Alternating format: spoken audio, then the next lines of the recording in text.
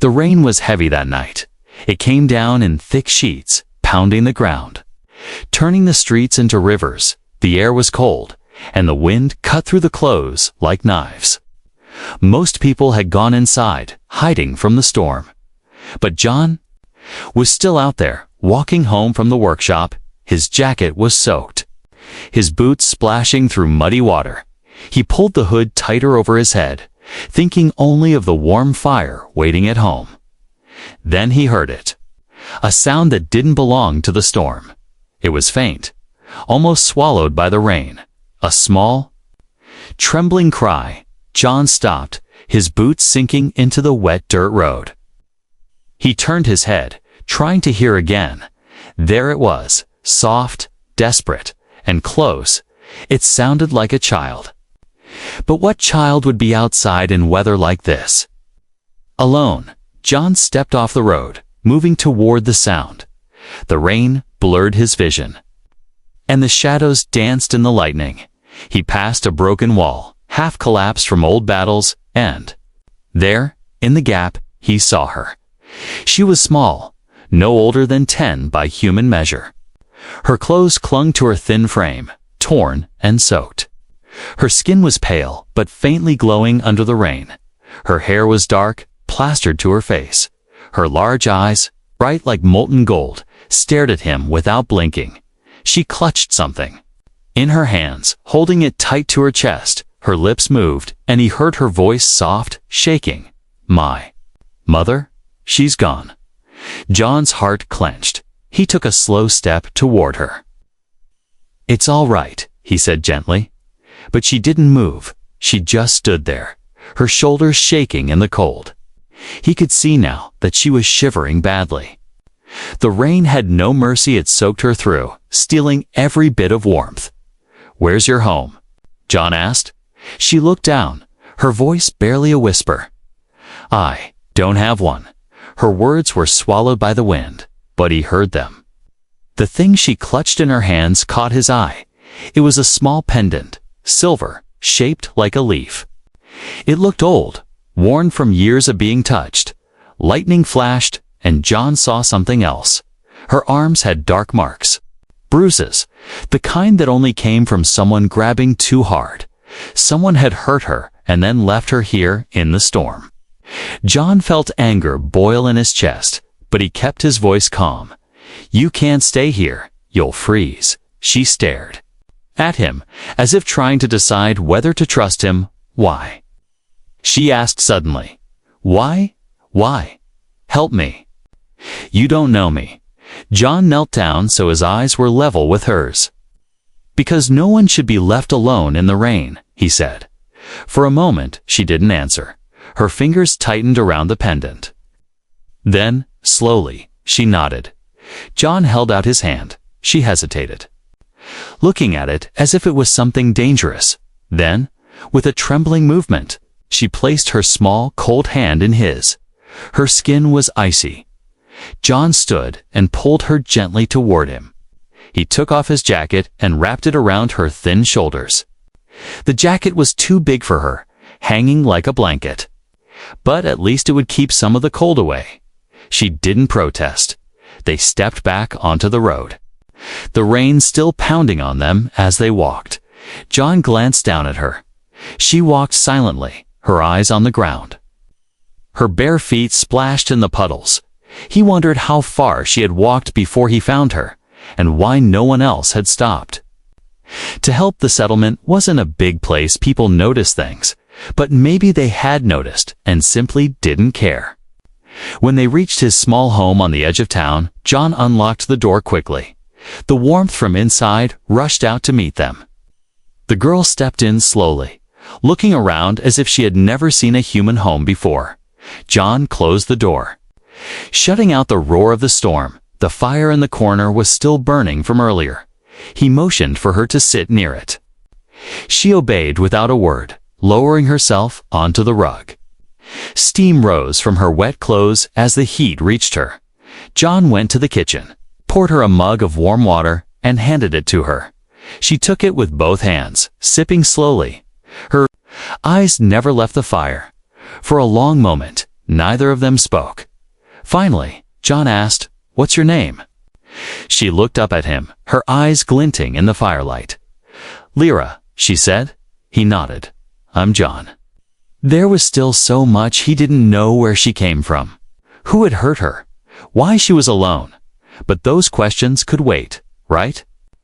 Now she was safe, at least for tonight, outside. The rain kept falling, but inside, in the glow of the fire, a fragile thread of trust had just begun to form. The storm outside roared through the night. Wind rattled the windows and the rain hammered the roof. But inside, the small house was warm, lit by the flickering glow of the fire. Lyra sat close to it. Still wrapped in John's oversized jacket, her small hands gripped the cup of warm water. As if afraid it might vanish, she didn't speak much, only glancing at John every now and then. Her golden eyes reflected the firelight, making them seem even brighter. John moved quietly around the room, setting aside his wet tools. He kept glancing at her, making sure she was all right. Her clothes were still damp, and her hair dripped slowly onto the rug. He thought about giving her a blanket, but she seemed attached to his jacket, so he let her keep it. After a while, he knelt beside her. "You should eat something," he said softly. He brought her a small plate bread, cheese, and some fruit. She hesitated at first. Looking from the food to him, "It's for you," he assured, slowly. She picked up a piece of bread and took a careful bite. It was as if she wasn't used to having food just given to her. She ate slowly, chewing as if each bite needed to last. John sat across from her, leaning back in his chair. He wanted to ask questions, but he didn't want to scare her. Still, he needed to know anything about where she came from. "Lyra," he began gently, "do you have any family?" Her chewing slowed, and she shook her head. "My mother. She's gone," she whispered. The words came with a weight that made John's chest tighten. "How?" he asked quietly. She looked down at the pendant in her hand, rubbing it with her thumb. "They came for us," she said, her voice trembling. "They wanted me, not her. But she wouldn't let them take me." Her eyes glistened, but she didn't cry. She fought them until she couldn't anymore. John's jaw clenched. He didn't need her to explain further, he understood. She had escaped, but it hadn't been by accident.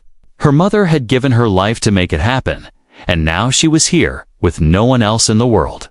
John knew the settlement's unwritten rules. Humans weren't supposed to hide aliens, especially not ones being hunted.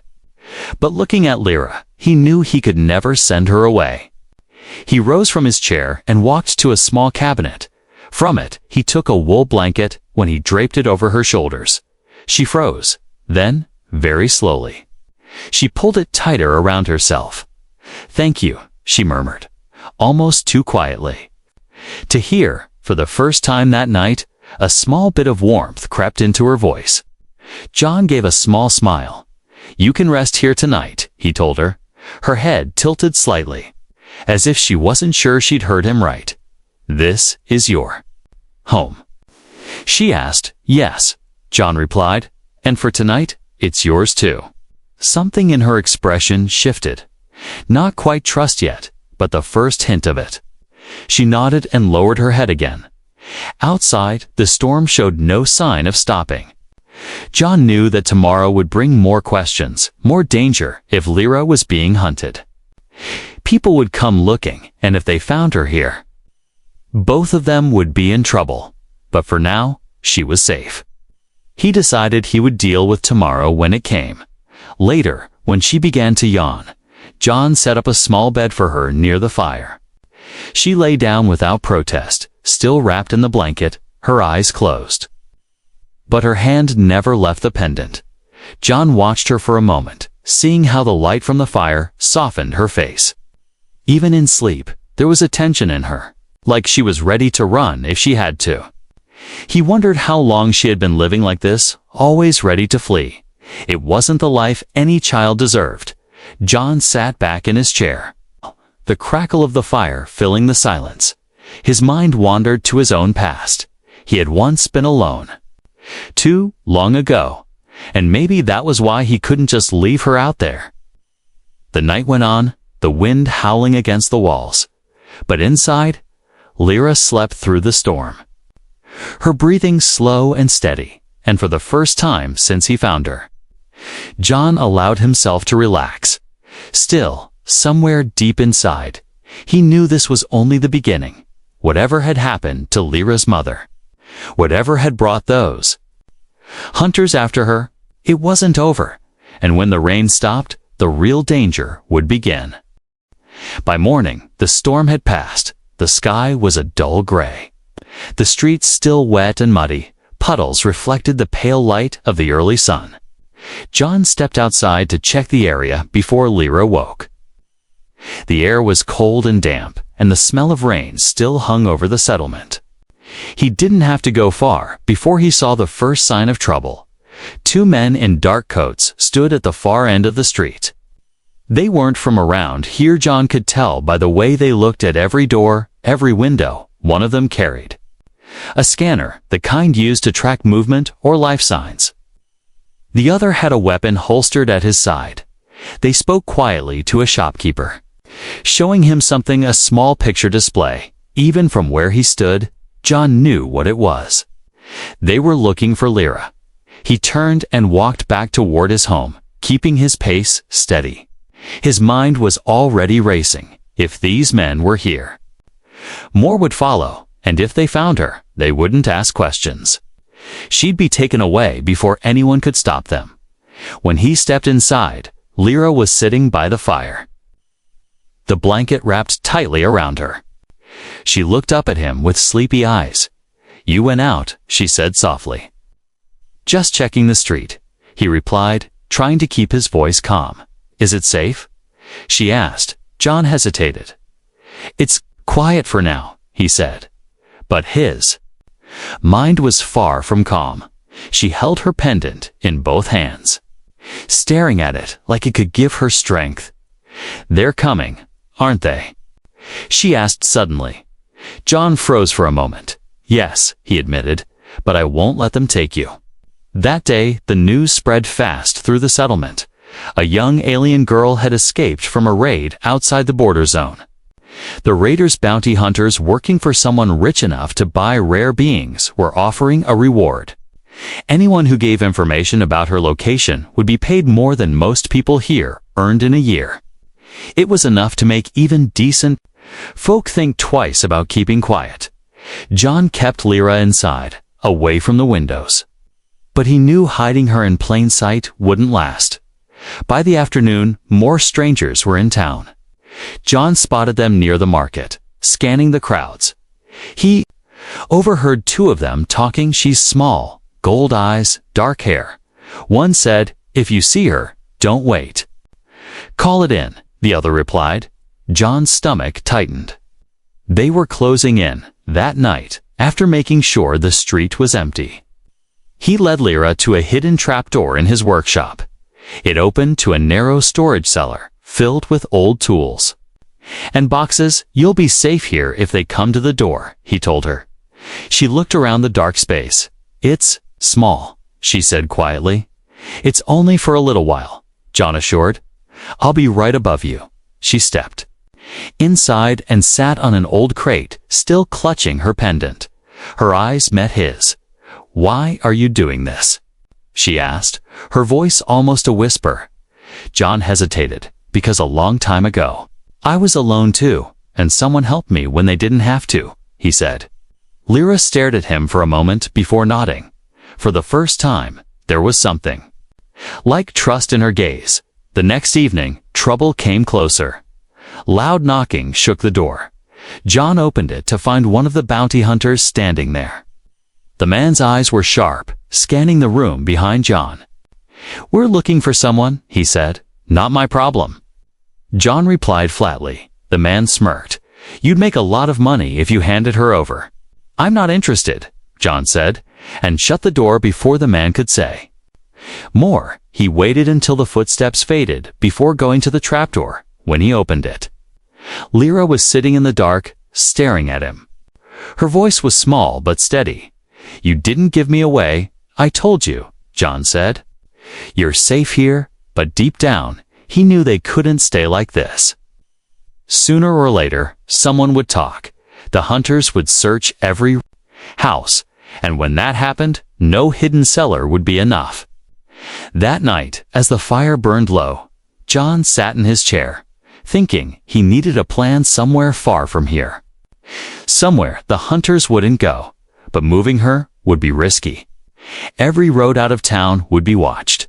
Still, he couldn't just wait for them to come knocking again.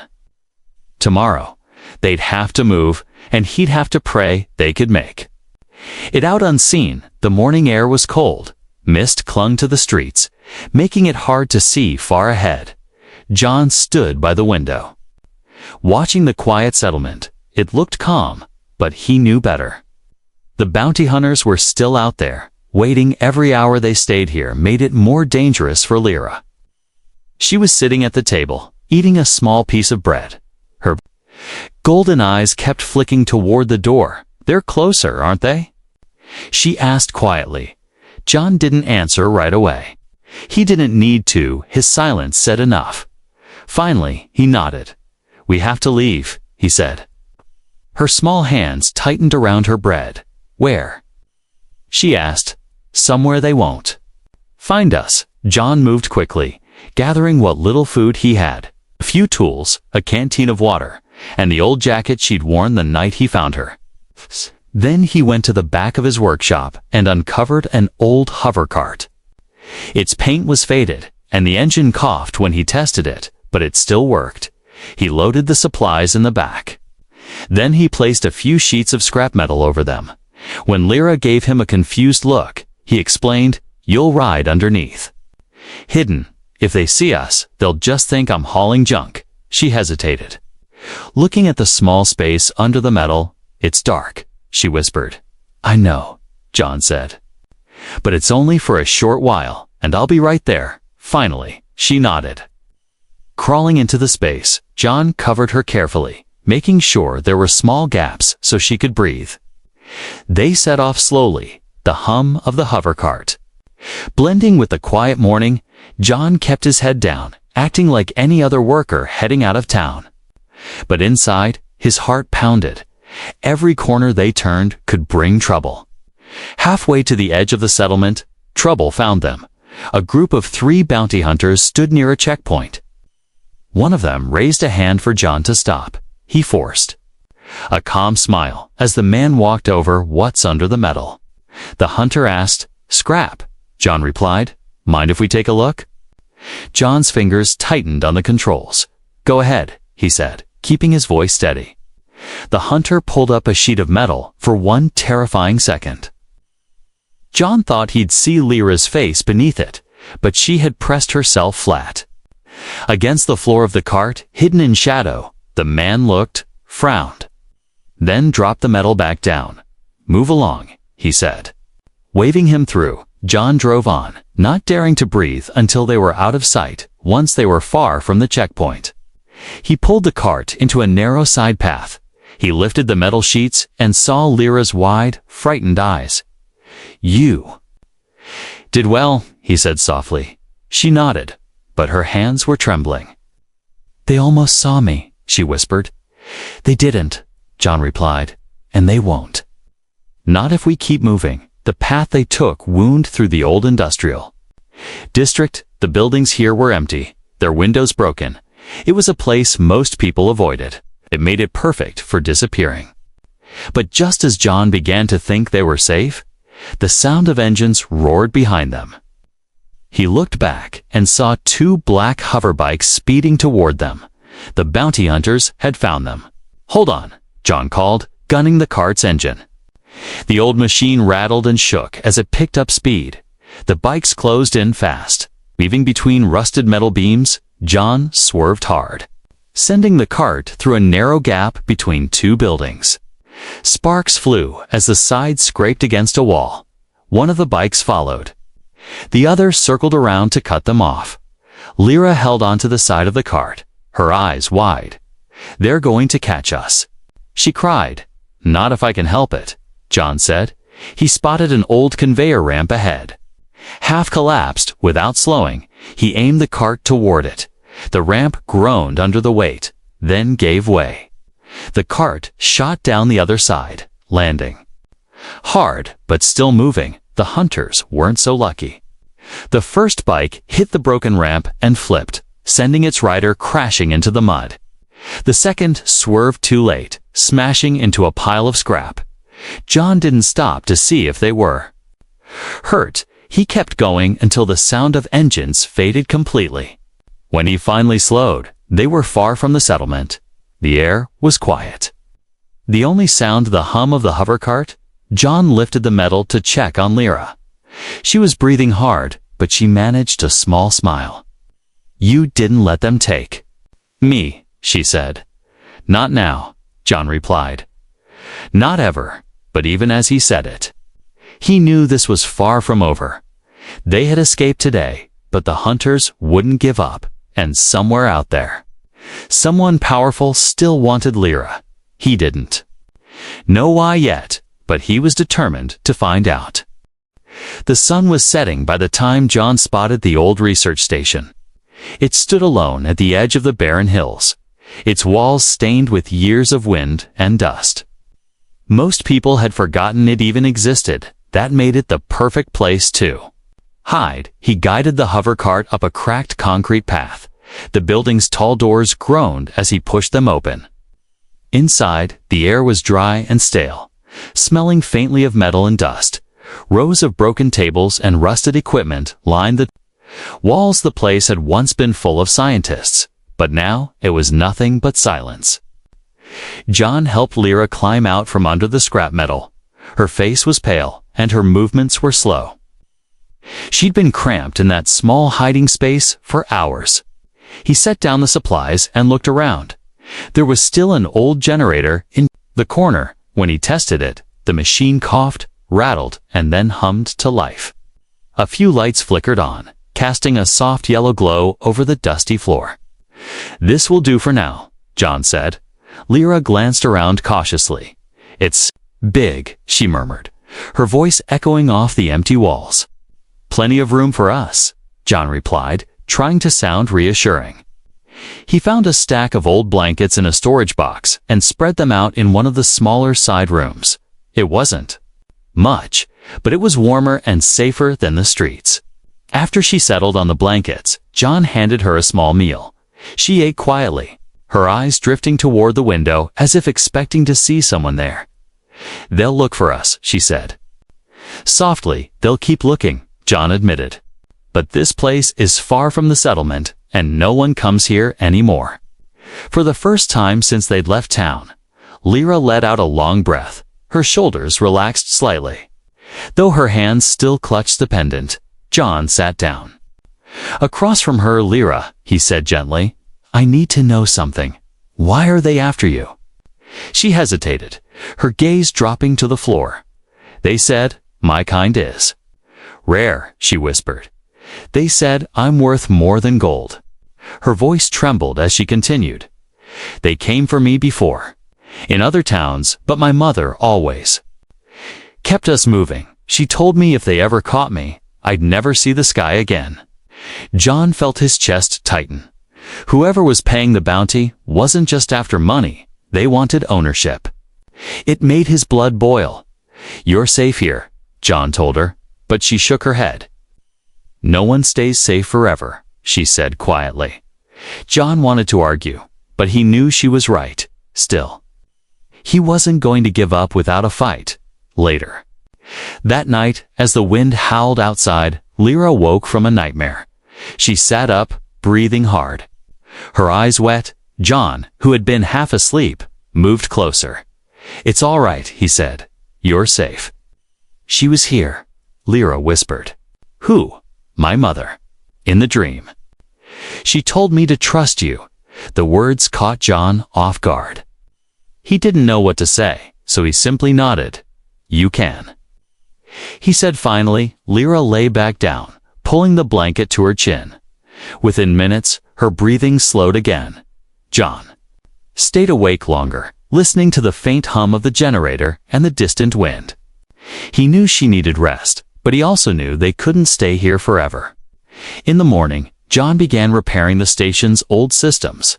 If they stayed a few days, he wanted power, water, and heat working. Lyra helped in small ways, fetching tools and holding wires. Her curiosity seemed to grow as she moved through the building. In one dusty room, she found an old hollyboard and managed to get it working. It projected an image of a star map. She stared at it for a long time, her golden eyes reflecting the scattered lights. "That's where I was born," she said, pointing to a small glowing point.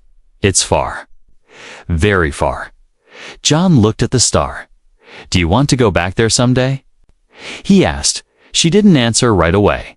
Finally, she said, "Only if I can take the people I care about." Her words stayed with him the rest of the day.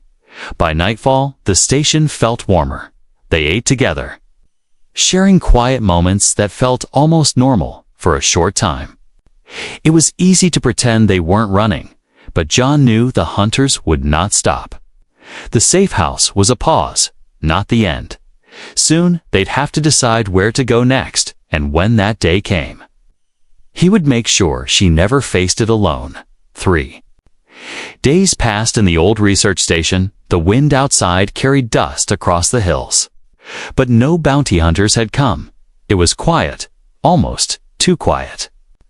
John used the time to fix the generator, patch the leaking roof, and make sure the hover cart was ready in case they needed to run again. Lyra helped where she could, her small hands learning to hold tools and untangle wires. Sometimes, John caught her smiling without realizing it. It was a small thing, but it made the danger feel worth it. But safety in a place like this never lasted. On the 4th morning, John found fresh tracks near the edge of the path leading to the station. Boot prints, and not his. Someone had been here, watching. His stomach tightened as he followed them for a short distance. They led toward the hills but vanished in the rocks. Whoever it was had left. But they could come back at any time. That night, while Lyra sat by the small fire in the side room, John sat at the old workbench, staring at a map. There were only 2 real options left. He could take her off-world, to one of the free colonies where the bounty hunters had no power, or he could try to hide her permanently here on the outer edges. Both choices were dangerous. Leaving meant passing through checkpoints, where one wrong look could end everything. Staying meant waiting for the day someone finally found them. When Lyra joined him, she noticed the map. "Are you going to leave me somewhere?" she asked, her voice low. John looked up sharply. "No," he said. "I'm trying to find somewhere we can both be safe." Her golden eyes searched his face for the truth. "You don't have to keep me," she whispered. "Yes, I do." John replied without hesitation. "You're not just some responsibility I'd picked up in the rain. Lyra, you're more than that." She was quiet for a long time. Then she sat beside him. "My mother used to say, the people you choose can be more like family than the ones you're born to," she said. John's throat tightened. "Then I'm choosing." He said, "I choose you." The next morning, John tested the hover cart again. It rattled but ran. He was about to tell Lyra they might need to leave soon when a sound cut through the air. Engines. He ran to the door and saw 3 black hoverbikes cresting the ridge. They weren't close enough to see him yet, but they were coming straight for the station. He rushed back inside. "They've found us," he said sharply. Lyra's eyes widened, but she didn't panic. "What do we do?" she asked. John's mind raced. He could take her and run into the hills on foot, but the bikes would catch them in minutes. The only real chance was to leave now. Using the hover cart before the hunters closed in, they gathered their things in seconds. John tossed the last bag into the cart and motioned for her to climb in. But she hesitated. "What if they catch you because of me?" she asked. "They won't," he said firmly. "But if they do, then I'll make sure they never take you alive." John cut in, his voice like steel. It wasn't a threat to her. It was a promise against their enemies. They sped out the back way, the hover cart bouncing on the rough ground. The bikes spotted them almost immediately, their engines roaring as they gave chase. John pushed the cart as fast as it could go, the wind whipping at his face. Lyra clung to the side, her eyes locked. On the horizon, she didn't cry. She didn't scream. She just held on for the first time. John realized how strong she really was. The chase lasted for miles. Through winding canyons and across dry riverbeds, John used every shortcut he knew. Every narrow pass the bigger bikes couldn't follow, but they were still gaining. Then ahead, he saw the faint shimmer of the old spaceport, abandoned for years. If they could reach it, there was a chance they could find a working transport. It was risky, but staying out in the open meant certain capture. By the time they reached the rusted gates, the bikes were only seconds behind. John swerved into the shadows of the broken landing pads. The noise of their pursuers echoed off the metal walls. He brought the car to a stop behind an old freighter and cut the engine. They crouched low, silent. The bikes roared past. Not realizing they'd lost them, for now, they were hidden. John turned to Lyra. "We can't go back," he said quietly. "I know," she replied. Her voice was steady, but her eyes held a sadness he couldn't ignore. She understood what leaving meant: no more safe house, no more looking over the same hills every morning. Only the unknown. John put a hand on her shoulder. "Wherever we go next," he said, "we go together," and she nodded, as if she'd already made that decision in her heart. The old spaceport was silent after the roar of the hover bikes faded. Dust swirled in the air, carried by a faint wind through the broken gates. John waited a few minutes before speaking. "They're gone, for now," he said, his voice low. Lyra peeked over the side of the cart, scanning the empty landing pads. "What do we do now?" she asked. John looked toward the distant stars barely visible in the sky. "We find a way out of here." They searched the spaceport carefully, moving through dark hangars filled with rusted ships. Most were nothing but shells, long stripped for parts, but at the far end, hidden behind a collapsed wall, they found a small cargo shuttle. Its body was battered, but the cockpit controls still had power. John climbed inside, running his hands over the panels. "She might fly," he muttered. Lyra stood in the doorway, holding her pendant. "If we leave," she said quietly, "we might never come back." John turned to her.